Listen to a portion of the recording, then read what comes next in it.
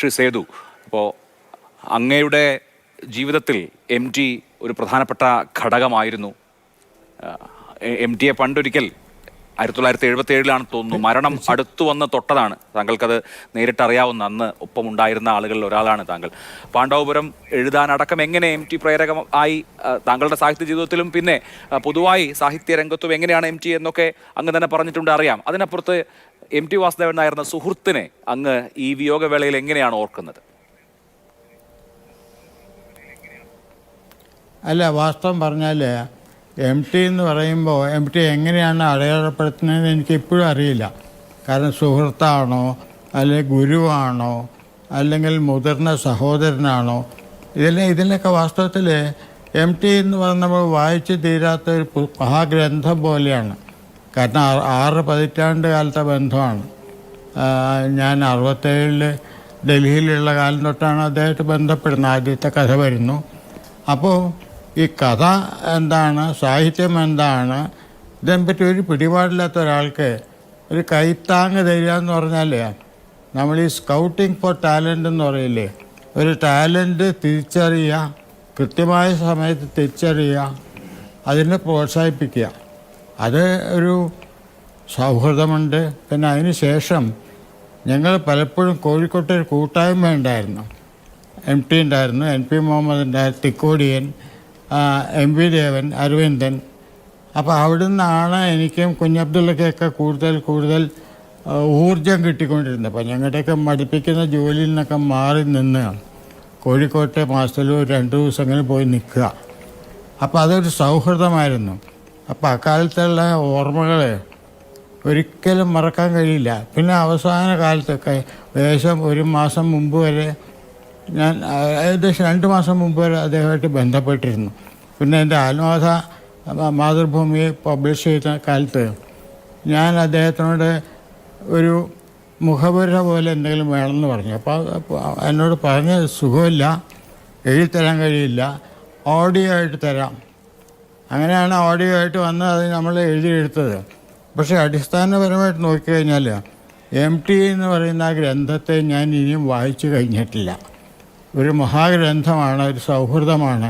പിന്നെ 2-3 അനുഭവങ്ങൾ പ്രധാനമായിട്ട്, ഇപ്പം നേരത്തെ അഭിലാഷ് പറഞ്ഞ പോലെ 77-ലുണ്ടായ ആ സംഭവം ഞെട്ടിക്കുന്ന സംഭവമാണ്. ഞങ്ങൾ തിരുവനന്തപുരത്ത് നെകുഞ്ചം ഹോട്ടലിലിരിക്കുമ്പോൾ പത്മരാജൻ വരുവാണ്. ആകാശവാണി ഒബീച്ചുറി എഴുതി കഴിഞ്ഞു. ഞങ്ങൾ ഞെട്ടി. വാസ്തവത്തിൽ MTക്ക് അസുഖമാണെന്ന് പോലും ഞങ്ങൾക്ക് അറിയാൻ വയ്യായിരുന്നു. അരവിന്ദൻ കരയുന്ന കണ്ടത് ഞാൻ അന്നാണ്. അരവിന്ദൻ അങ്ങ് പൊട്ടി കരയുകയാണ്. പിന്നെ അത് കഴിഞ്ഞിട്ട് ഞങ്ങൾ കോഴിക്കോട് വിളിക്കാൻ നോക്കുന്നു. അന്ന് STD ഇല്ല, സെൽഫോണിൻ്റെ പ്രശ്നമില്ല. കോള് ബുക്ക് ചെയ്യണം. കോഴിക്കോടേക്ക് കോള് ബുക്ക് ചെയ്തിട്ട് കിട്ടുന്നില്ല. നമ്പൂരിയുടെ കോള് വിളിക്കുന്നു, പിന്നെ അവിടെ പട്ടത്തുള്ളവരുടെ കോള് വിളിക്കുന്നു, ഒരു കോളും കിട്ടുന്നില്ല. പിന്നെ ഞാൻ കാലത്ത് ഒരു വണ്ടിക്ക് കയറി കോഴിക്കോട്ടേക്ക് പോവാം. അപ്പോൾ MTയുടെ അസോസിയേറ്റ് ആയിരുന്ന M ആസാദ് വർക്കലയിൽ നിന്ന് കയറുന്നു. അപ്പം ഞങ്ങൾ ആ ആസ്പത്രിയിൽ ചെല്ലുമ്പോൾ ഇന്നത്തെ പോലെ കോലാഹലമൊന്നുമില്ല. കഷ്ടിച്ച് 5-6 ആളുണ്ട്. കുഞ്ഞാണ്ടി ഉണ്ട്, പുതുക്കുഴി ബാലൻ എന്ന് പറഞ്ഞ ആളുണ്ട്. അങ്ങനെ 2-3 പേര്. അപ്പോൾ വാസ്തവത്തിൽ ഡോക്ടർ CK രാമചന്ദ്രൻ പറഞ്ഞ് 48 മണിക്കൂർ കഴിഞ്ഞാലേ എന്തെങ്കിലും പറയാൻ പറ്റുള്ളൂ. അപ്പോൾ എനിക്ക് അദ്ദേഹത്തെ കാണാൻ പറ്റിയില്ല. ആസ്വാദകത്ത് കയറി അങ്ങനെ പുറത്ത് വെക്കോളാൻ പറഞ്ഞു. അത് നോക്കിയിട്ട് കാര്യമില്ല, ആഫ്റ്റർ 48 hours. അപ്പോൾ നമ്മൾ എത്ര വർഷത്തെ ബന്ധമായിരുന്നത് വിശ്വസിക്കാൻ പറ്റിയില്ല. പിന്നെ ഞാൻ 2 ദിവസം അവിടെ നിന്നു. ആസ്വാദം കുഞ്ഞാണ്ടിയും അദ്ദേഹം ആസ്പത്രി വിടുന്നവരെ അവിടെ ഉണ്ടായിരുന്നു. പക്ഷെ അത് കഴിഞ്ഞ് 48 മണിക്കൂർ കഴിഞ്ഞ് 48 വർഷം അദ്ദേഹം നമ്മളൊപ്പം ഉണ്ടായിരുന്നു. അപ്പോൾ ഈ ക്രൈസിസിൽ നിന്നും രക്ഷപ്പെടുമെന്നാണ് കരുതിയത്. പക്ഷേ ഏകദേശം ആരോഗ്യം കിട്ടിയില്ലെങ്കിൽ ഒരു വെജിറ്റബിൾ പോലെ അങ്ങനെ തിരിച്ചു വരുതെന്നൊരു മോഹം ഉണ്ടായിരുന്നു എനിക്ക്. വാസ്തവത്തിൽ MT അങ്ങനെ കാണാൻ പറ്റില്ല. എത്രയോ അവസരങ്ങൾ MTയുടെ ഈ ആദ്യത്തെ ഭാര്യയുടെ സമയത്ത് എത്രയോ തവണ പ്രമീള ഞങ്ങൾക്കൊക്കെ ചോറ് വിളമ്പി തന്നിട്ടുണ്ട്. ഈ സിതാര വളർന്നു വരുന്ന ഞങ്ങൾ കണ്ടതാണ്. പിന്നെ ഇത് കഴിഞ്ഞ് വേറെ യാദൃച്ഛികത എന്ന് പറഞ്ഞാൽ ഒരു ദിവസം ഞാൻ കോഴിക്കോട്ട് ചെന്നപ്പോൾ പതിവ് പോലെ എം ടിയെ വിളിച്ചു. എം ടി ഉടനെ സേതു ഇവിടെ ഉണ്ടോ, ഇങ്ങോട്ട് വരൂ, എന്നൊരു പ്രധാനപ്പെട്ട ദിവസമാണ്. ഞാൻ അവിടെ ചെന്നപ്പോൾ സരസ്വതി ടീച്ചറെ വിളിക്കുക, കുട്ടി ഇങ്ങോട്ട് വരൂ, ഇതാണ് സേതു. അപ്പോൾ അന്ന് അദ്ദേഹത്തിൻ്റെ കല്യാണം കഴിഞ്ഞ ദിവസമാണ്. അപ്പോൾ ഒരു നിയോഗം പോലെ ഞാൻ കോഴിക്കോട്ട് എത്തിപ്പെട്ടതാണ്. ഒന്നറിയാൻ വയ്യായിരുന്നു, ഹോട്ടലിൽ നിന്ന് പതിവ് പോലെ വിളിച്ചതാണ്. അപ്പോൾ ഏതോ ചില ബന്ധങ്ങൾ, ഒരു ഇഴയടുപ്പം ഉണ്ട് അദ്ദേഹമായിട്ട്. കാരണം ഒരു 10-60 കൊല്ലത്തെ, കാരണം എൻ്റെ എഴുത്തിൻ്റെ എല്ലാ ഘട്ടത്തിലും, പണ്ടവരും മാത്രമല്ല, എല്ലാ ഘട്ടത്തിലും ഒരു അദൃശ്യമായ കൈത്താങ്ങുണ്ടായിരുന്നു. കാരണം ഒരു എഴുത്തുകാരൻ ആവശ്യപ്പെടുന്നത് അല്ലെങ്കിൽ മോഹിക്കുന്നത് ഈ കൈത്താങ്ങിലാണ്. അപ്പോൾ ആ ഒരു 60കളിൽ ഏകദേശം ഒരു 10-12 എഴുത്തുകാർക്ക്, കാക്കനാടനായാലും മൂന്നനായാലും സക്കരയായാലും നാരായണപിള്ള ആയാലും ഞങ്ങൾക്ക് എല്ലാവരെയും അദ്ദേഹം തന്ന പിന്തുണ. കാരണം അന്ന് മാതൃഭൂമിയാണ് അൾട്ടിമേറ്റ്.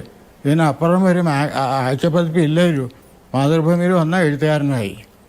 അപ്പോൾ ഒരു ബന്ധമില്ലാതെ ഒരു പരിചയമില്ലാതെ കഥ അയച്ചു കൊടുക്കുക ചെങ്കുറ്റം വെച്ച് ഡൽഹിയിൽ നിന്ന്. പിന്നെ അത് കഴിഞ്ഞ് ഒരു കാര്യം കൂടെ പറയാം.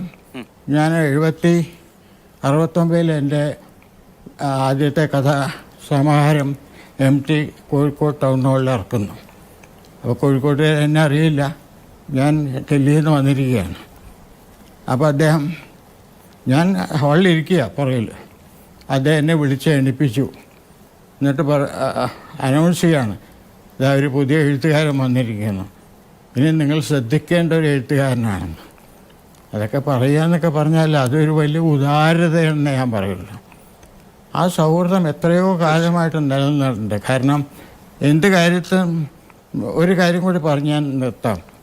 അദ്ദേഹം ഒരു ഘട്ടത്തിൽ മാതൃഭൂമിയിൽ നിന്നൊക്കെ മാറിപ്പോയിരുന്നു.